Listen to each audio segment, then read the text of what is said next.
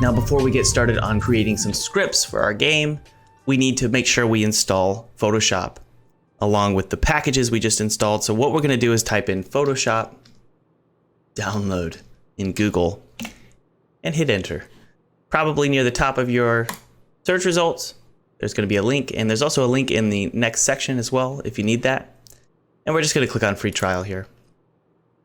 You're going to click start free trial. All we need is Photoshop. We don't need anything else. We don't need the photography plan or Creative Cloud apps. All we need is Photoshop.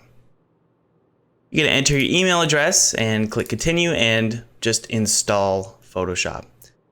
Once you guys have that done, head on over to the next section and we'll get started making our game.